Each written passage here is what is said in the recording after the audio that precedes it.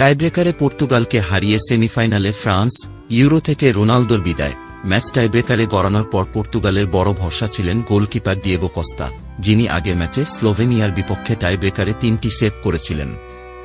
তবে এ যাত্রায় কস্তা একটি সেভও করতে পারেননি। টাইব্রেকার শট সেভ করতে পারেননি ফ্রান্সের মাইক মেইগনানো। তবে জোয়াও ফেলিক্সের নেয়া পর্তুগালের চতুর্থ শট পোস্টে লেগে মিস হলে সেটিই ম্যাচের পার্থক্য করে দেয়।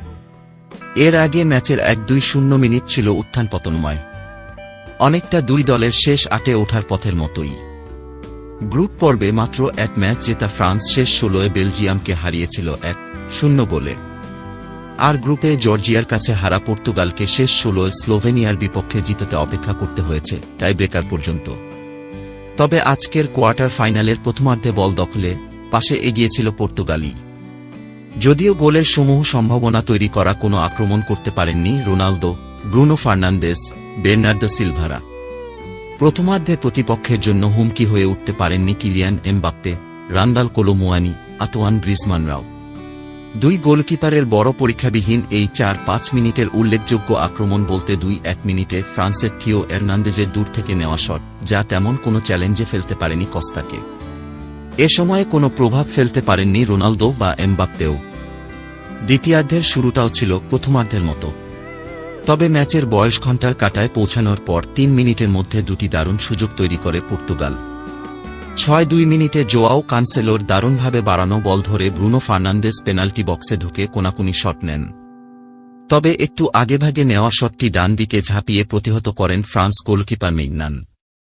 2 মিনিট বাদে ভিতিনিয়ার সোজাসুজি নেওয়া শটও প্রতিহত হয় তার হাতে। ফিরতি বল রোনালদো পান পোস্টের এক পাশে, পায়ের টোকায় জালে পাঠাতে চাইলেও মরি মেইগনানের গায়ে লেগে আবার বাধাপ্রাপ্ত হয়। পর্তুগালের জোড়া সুযোগের পর গা ঝাড়া দিয়ে ওঠে ফ্রান্সও। 6 মিনিটে কোলো মুয়ানি অনেকটাই একা পেয়ে যান কস্তাকে, কিন্তু মাঝে রুবেন দিয়াজে আটকে যান তিনি। বল যায় পোস্টের সামান্য বাইরে দিয়ে।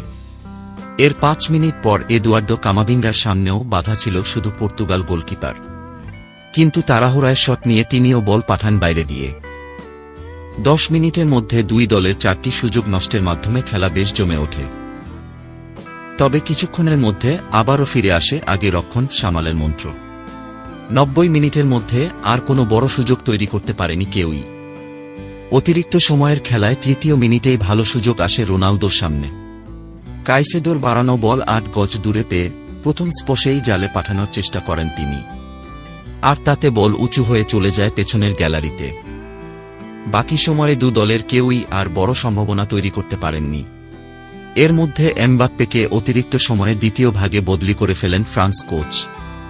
খেলার শেষ মিনিটে পর্তুগালের নুনো মেন্দেস এবং পাল্টা আক্রমণে ফ্রান্সের নেলসন সেমেদো যে সুযোগ পান, কোনো স্ট্রাইকার থাকলে গোল হয়েও যেতে পারত। সেটা না হওয়াতেই খেলা গড়ায় টাইব্রেকারে।